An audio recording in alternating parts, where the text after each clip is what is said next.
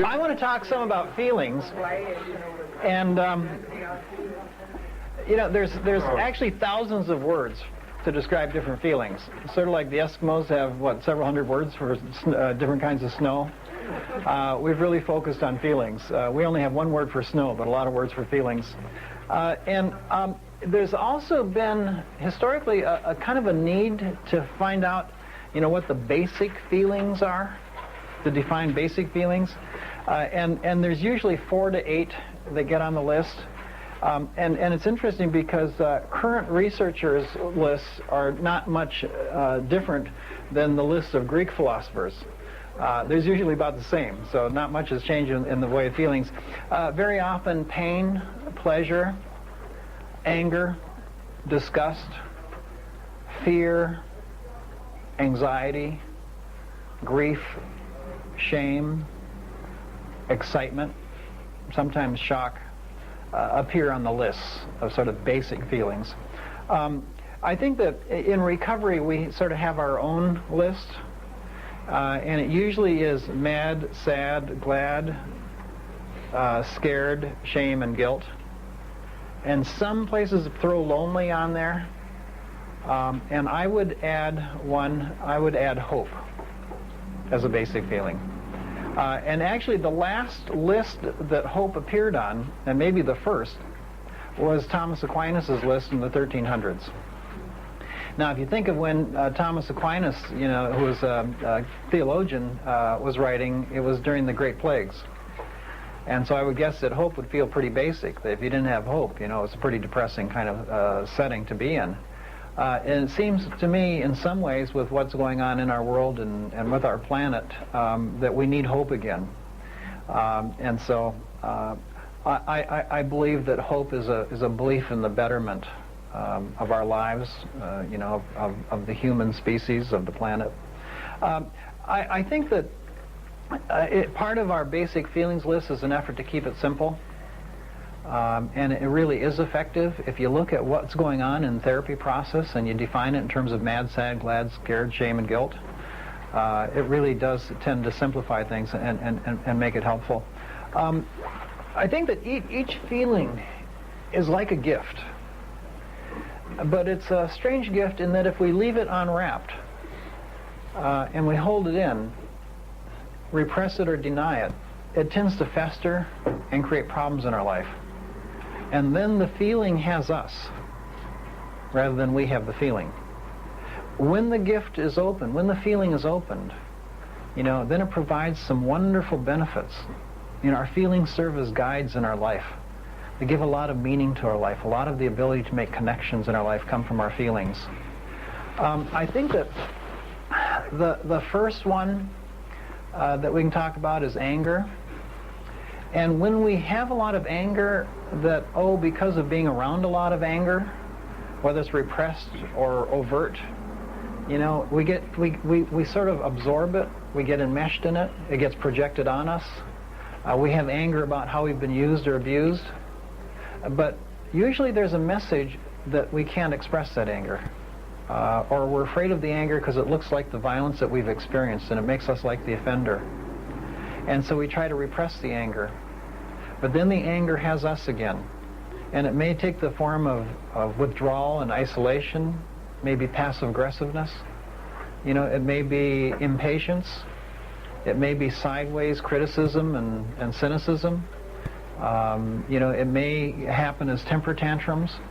But I think generally the anger looks pathological and it looks like something that's insidious rather than the gift that it really is. You see, when we open the anger up, what it becomes is a source of strength. That I consider anger sort of like the ability to protect oneself, the strength to make change. If you look at people who have made change in our culture, they're usually angry people. Whether it's Ralph Nader being angry about where they're putting gas tanks in cars, or Martin Luther King being angry about what's happening, it's like they make the changes.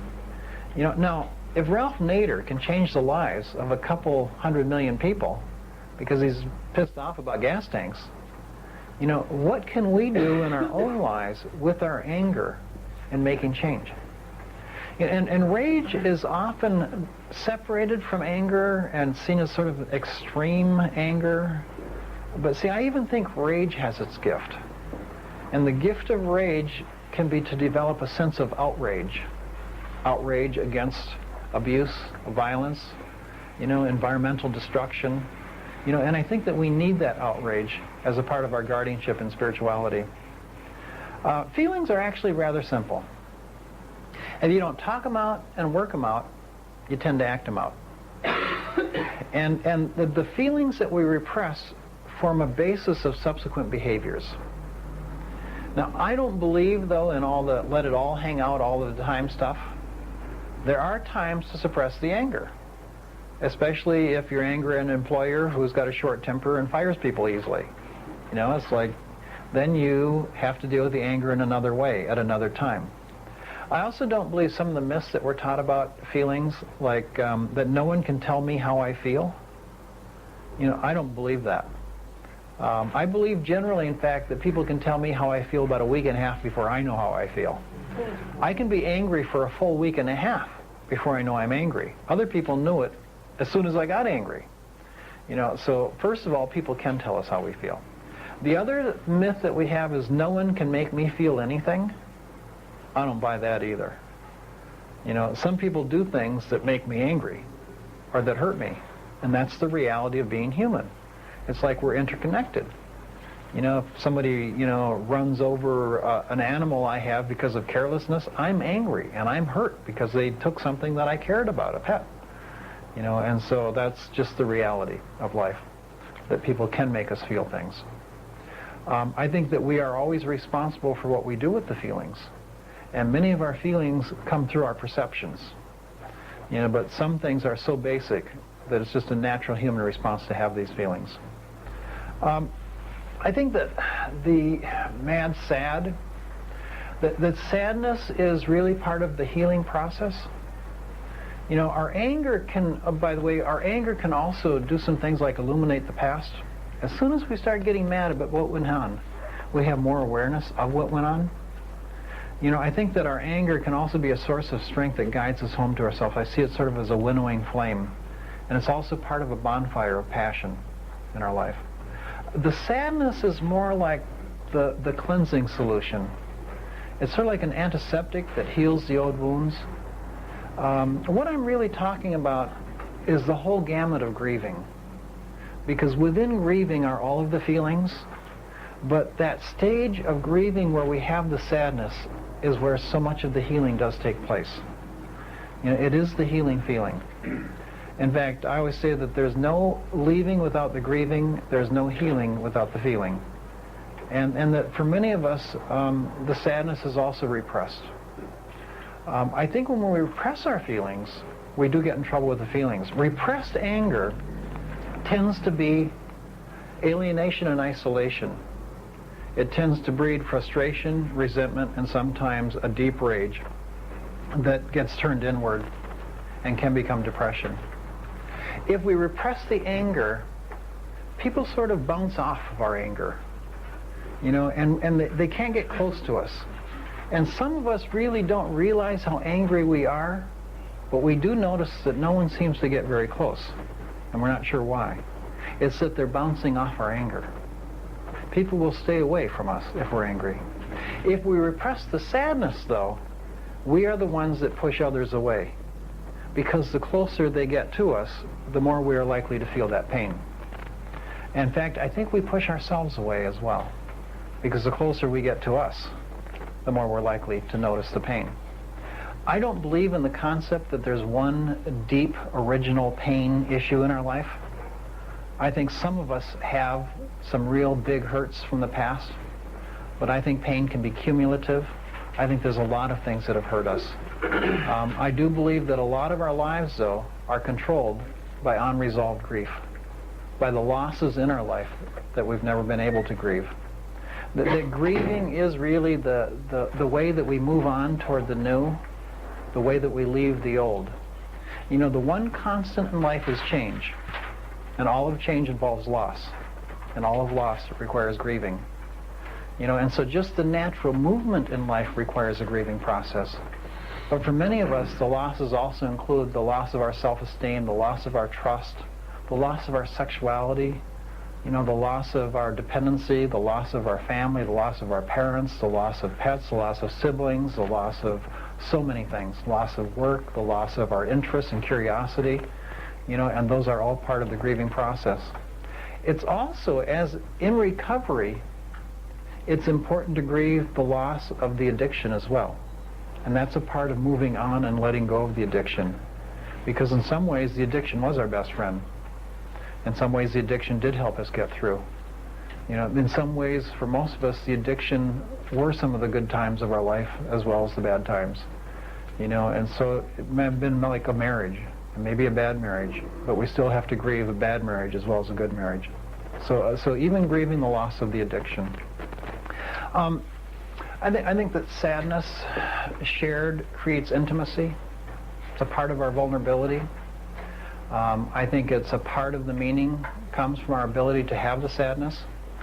It's a gift that we give to others. It's the sharing of our feelings with others. Joy is a funny feeling. You wouldn't think that people would repress joy. But I think very early on, we learn to. When children are joyful, what do they sound like? They're usually quite noisy, aren't they? What are they told? Keep it quiet. There'll be no joy in this house. Or sometimes the families have a time limit on joy. I think my family had like the 2-minute limit. If you felt good about something, you were allowed to feel good for 2 minutes. And someone would do or say something that would create a big crash. Like I won a spelling bee once. And I got a little statue of a boxer. Now, I have no idea what connection a boxer has to do with spelling, but, I was pretty proud of it anyway. I remember I got home, and 2 minutes later, I was poised at the top of the stairs, and I'd just thrown the boxer down the stairs and smashed to smithereens. I figured, and I don't even know what happened, but I know that somewhere someone did something that caused me to crash and destroy that prize. And so I think my family had the 2-minute limit on joy. I also know that there were good times in my families, but so much of what we thought were good times was mythology. We had the myth of having fun, but when I really look closely at it, most of the fun I had was when I was outside of family. Joy, happiness, laughter, those are the healing feelings. In fact, I think that part of our humanity, what is human, is our humor. And to be able to have a good sense of humor is not about making jokes. Maybe it's more about the ability to notice and laugh at the joke that is around us or the jokes that are there, about the things that don't fit. And maybe even more than that, it's the ability to laugh at ourselves. Because nothing diffuses our shame, our damaged self-esteem, faster than the ability to laugh at oneself. And I think nothing facilitates healing faster than the ability to not take everything so seriously. It's sort of like everything is sacred and also nothing is sacred. I think that mad, sad, glad, scared, fear. The gift of fear is really a gift of wisdom. That when we repress the fear, it becomes worrisomeness, anxiety, obsession, terror, becomes hypervigilance, becomes phobias. I think that fear, when it's excess, when it's sort of like free-floating and unattached, it's anxiety. When it's attached, it becomes a worry. When it over-attaches, it becomes a phobia. I think that a lot of people's lives are controlled by their fear because fear is more basic than any other feeling because it's about our survival, which is our first need. I think there's a lot of people in our culture that cannot afford recovery because they're too worried about survival. They can't afford to look at self-esteem when survival is at stake. Their life is controlled by fear. I think that the fear of intimacy, the fear of abandonment, the fear of being hurt, the fear of losses, the fear of repeated traumas can control much of our life. And addiction is at least as much about fear as it is about shame. The gift of fear, as I said, was wisdom. It's almost like our fear is a guide and it gives us a pause to reflect. And the reflection is that I'm having this reaction, and so is this reaction because this is life-threatening, or is this really life-enhancing? See, there is no fully living our lives without taking risks. But some of us, when we have a lot of fears, we tend to deny the fear and take excess risks. Sort of the Evel Knievel approach to life. You know, I'll jump the Grand Canyon on a tricycle to prove how courageous I am, or does that prove how stupid I am? You know, is that an absence of wisdom?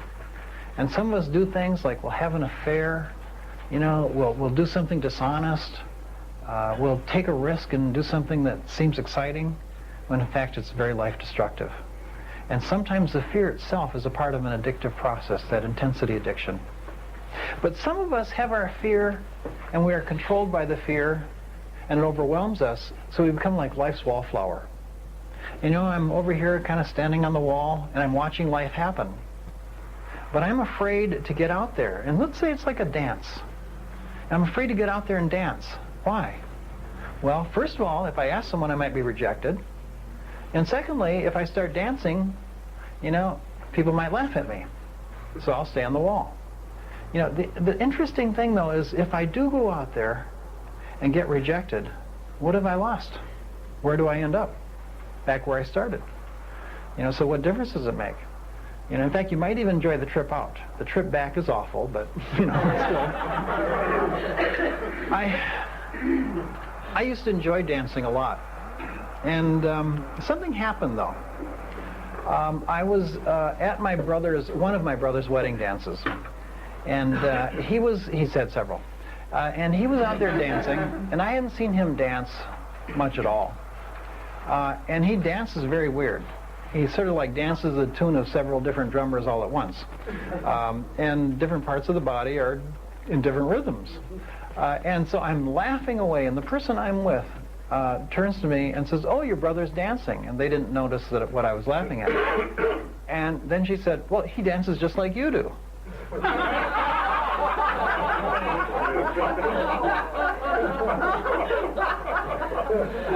Well, I quit dancing. I did actually quit dancing for just about a year. I finally decided, the heck with this. You know, first of all, I guess I knew why people were rejecting me. But now, you'll notice that at a lot of dances, people just get out and dance. Sometimes they dance with partners, and sometimes they don't. Sometimes groups go out. So I like the group approach.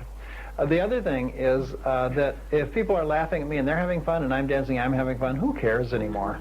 You know, but it's like I had this thing that I've been taught. Anything worth doing is worth doing well. I've had to change a lot of my philosophy of life, and a lot of it now is anything worth doing is worth doing half-assed as long as you enjoy it. You know, and I think of all the things that I do, and most of the things that I enjoy the most, I'm actually not very good at. I love playing soccer, and I'm a lousy soccer player. You know, I mean, I didn't start when I was 3 years old like some of the people I'm playing with, but I still love the sport. You know, and there's a flow and a rhythm and a beauty of the sport that I enjoy, even though I'm not very good at it.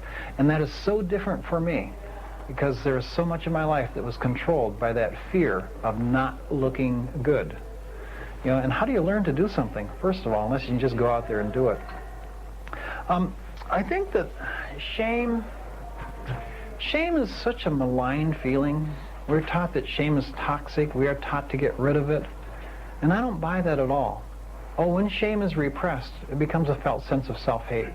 It's a part of our low self-esteem, definitely. It's a part of our dependency problems. You know, but so much of shame is just about what it is to be human. Oh, some of our shame comes from having been abused, some or neglected or used. Some of our shame comes from having not lived up to our values, things that we've done to hurt others. You know, but so much of our shame is just a part of our humanity. You know, in fact, it's like a child who's being hurt by a parent. What child would not feel bad about themselves? You know, if they're being hurt. What kind of a kid would not feel bad about themselves if they're being abused and neglected consistently by a parent? That'd be a weird kid, wouldn't it? You know, it's just a natural human response. And the problem isn't the shame, and the problem isn't the abuse. The problem is the denial of the abuse incident and the repression of the shame. That's what creates the self-hate. Otherwise, someone says, oh, I'm really sorry I hurt you. It wasn't about you. I just was having a bad day and a bad time. And then, well, and you say, oh, yeah, I felt really bad. I felt scared and hurt and didn't, felt bad about me. That's a part of our vulnerability and reconnecting and healing. But when the shame is repressed, then again, it has us. And shame can become a basis of behavior as well. We call them shame-based behaviors. And a lot of people have so much internalized shame that they keep self-destructing as a way of affirming their shame, their worldview. There's something wrong with me. I deserve punishment. In fact, if you look at adolescents, a lot of adolescent behavior is shame-based. They get into drugs. Well, drugs feel good, so it's a fix for the shame. And drugs have a horrible consequence, so it's a reinforcement for the shame and the beliefs that shame engenders. Same with shoplifting. Same with sexual acting out. It sort of recycles and reinforces the shame at the same time that it's a fix for the shame. Much addictive behavior is that way about shame.